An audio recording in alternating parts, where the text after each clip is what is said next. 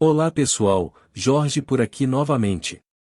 Se você já se perguntou sobre sua memória, então você está no lugar certo. Vou compartilhar com vocês um breve relato, informações e insights que vão te deixar de queixo caído. Tenho certeza de que esse vídeo vai ser aquele que você vai querer compartilhar com os amigos, então já deixa aquele like maroto e bora começar. Relatos da doutora Nicole Beers, neurocientista e neuropsicóloga. Cheguei em casa de férias recentemente, cansada, após voos atrasados e uma bolsa perdida, com meu filho mal-humorado em idade pré-escolar, e meu marido marchando atrás de mim, e eu esqueci o código da porta da frente de minha casa, ainda que vivemos nesta casa por 7 anos. Eu coloquei o código na porta centenas de vezes antes e enquanto eu estava lá, olhando para o teclado eu pensei, cara, eu finalmente perdendo minha cabeça. Nossos cérebros têm uma capacidade incrível para armazenar memória, mas nem toda essa informação é acessível de uma vez. Li um artigo na revista América Científica, que estima que o cérebro humano pode armazenar 2,5 milhões de gigabytes de dados, isso é cerca de 5.000 iPhones, mas, se você já deixou seu telefone na geladeira, ou esqueceu uma senha? Você sabia que a memória não é sempre fácil de acessar? Porque a memória não é apenas um sistema, esses diferentes sistemas têm limites e uma série de fatores em nosso dia a dia podem afetar nossa eficiência de memória. Houve um caso famoso de neuropsicologia, foi o estudo de um paciente conhecido como paciente HM que se tornou vida real. Vou explicar o que é HM. HM, chamava-se Henry Molaison, era um garoto americano de classe média, nascido em 1926, que aos 7 anos de idade após bater a cabeça, passou a ter crises convulsivas que apesar de todos os esforços na época, não estavam totalmente controladas. Estas crises foram piorando, e prejudicavam muito a qualidade de vida de Henry. Aos 27 anos de idade, seu médico sugeriu a ele um tratamento radical que se iniciava na época, a cirurgia para epilepsia. Como HM tinha crises que se iniciavam nos dois lados do cérebro, mais precisamente na região do hipocampo, no lobo temporal, região que hoje sabemos estar relacionada com a memória e é acometida nas fases iniciais da doença de Alzheimer, a opção era a realização de uma cirurgia que retirasse parte desta área do hipocampo dos dois lados do cérebro. Em 1953, a cirurgia foi realizada. Do ponto de vista da epilepsia foi um estrondoso sucesso, mas o que os médicos não sabiam é que a verdadeira contribuição de Henry para a medicina começaria exatamente a partir daquele ponto. O paciente aparentemente ficou normal, falava, andava, comia sozinho, conversava sem problemas. Tudo o que ele sabia antes dos 11 anos de idade mantinha-se preservado após o ato cirúrgico e algumas lembranças anteriores a 2 anos da cirurgia também. No entanto, Henry Molaison seria incapaz de aprender coisas novas, mesmo as mais simples, que pudesse lembrar depois. A cada dia, minutos depois que os médicos ou pessoal de enfermagem entravam no seu quarto era como se nunca tivessem estado ali antes. Os cumprimentou por anos como se fosse a primeira vez que os conhecia. O seu caso foi intensamente estudado pela medicina e em especial por uma psicóloga chamada Brenda Meoner, que elucidou de forma científica os mecanismos da memória de HM. Estes conhecimentos são um dos pilares do conhecimento da neuropsicologia até os dias de hoje. Voltando. Ele se tratou com o mesmo neuropsicólogo por anos, ele nunca se lembrou de conhecê-lo. Ele se apresentava cada vez, e ele nunca se lembrou de fazer diferentes tarefas que ela traria para testar a memória dele. Mas aqui está a parte interessante de seu desempenho, melhorou em algumas tarefas ao longo do tempo, mas ele nunca se lembrou de fazê-los, ele sempre pensava que ele estava fazendo pela primeira vez, mas seu cérebro tinha aprendido os procedimentos sem que ele soubesse.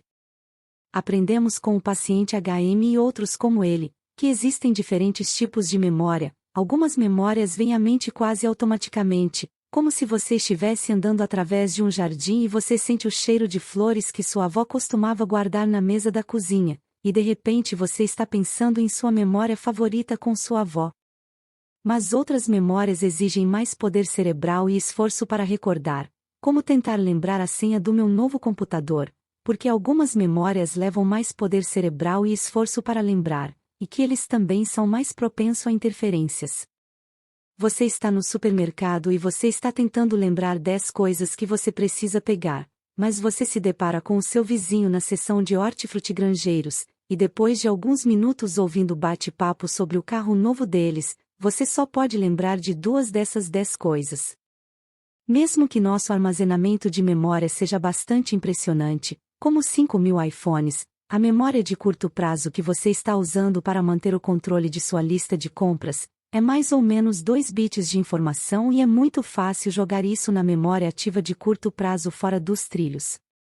O problema é que vivemos em um mundo moderno, muito perturbador, onde você está em uma reunião no trabalho e ao mesmo tempo está tentando lembrar todos os detalhes de um projeto em que você está trabalhando, para que você possa compartilhá-lo com sua equipe, mas ao mesmo tempo, seu cérebro está dando atenção ao que seus colegas estão dizendo, tentando ignorar todos os e-mails, alertas aparecendo no seu computador, você está se distraindo com mensagens de texto de sua família que está perguntando o que tem para o jantar e estão perguntando a você se você irá demorar ou eles podem tomar café.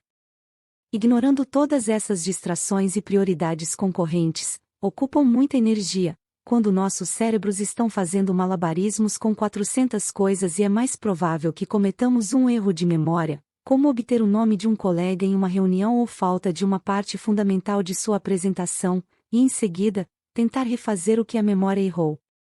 Temos o hábito de drenar nosso cérebro, que pode atrapalhar a sua memória e torná-lo difícil de lembrar onde você deixou suas chaves.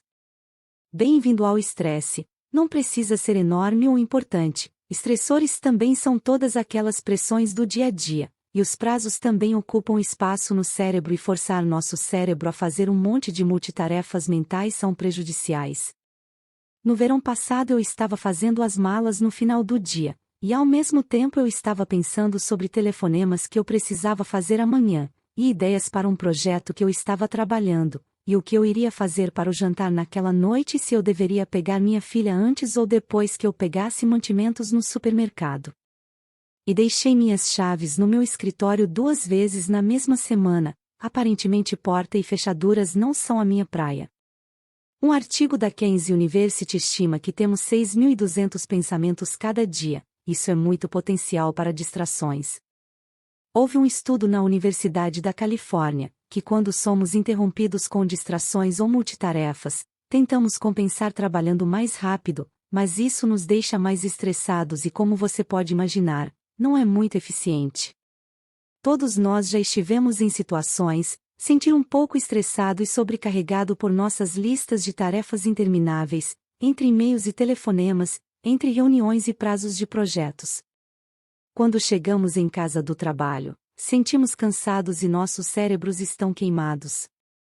Havia um artigo publicado na revista Science of Learning, que mostrou que o estresse não afeta apenas nossa memória de recuperação, por isso é difícil lembrar que o código da porta, quando você precisar, o estresse também torna difícil para nossos cérebros. Para resolver problemas e pensar em criar soluções, tipo, como vou entrar na minha casa quando não consigo lembrar o código da minha porta? Conhecemos todas aquelas tensões do dia a dia, pressões e prazos podem atrapalhar nossa memória, quando temos as tensões maiores, como a incerteza e a mudança de vivermos uma pandemia de vários anos. Pressão financeira, estresse familiar, esses estresses drenam recursos cerebrais também, tornando-nos mais propensos a cometer erros e tornando mais difícil lembrar as coisas que precisamos lembrar. Então, erros de memória são normais, especialmente quando você está cansado, sobrecarregado ou estressado. É ótimo saber, mas ainda preciso entrar na minha casa no final das minhas férias. Como aumentarmos nossa memória nessas situações e recarregar aquele cérebro cheio de células? É tentador tentar e apenas pensar mais difícil, mas isso nem sempre funciona. Você já tentou pensar no nome de um filme ou um ator, e está na ponta da língua, mas você não consegue se lembrar, e depois de 4 horas, você está dirigindo para a casa do trabalho e esse nome vem até você. Sim, já aconteceu isso comigo também, totalmente normal quando se trata de nosso pensamento de memória mais difícil, nem sempre funciona por causa de um processo de inibição competitiva dos neurônios em seu cérebro.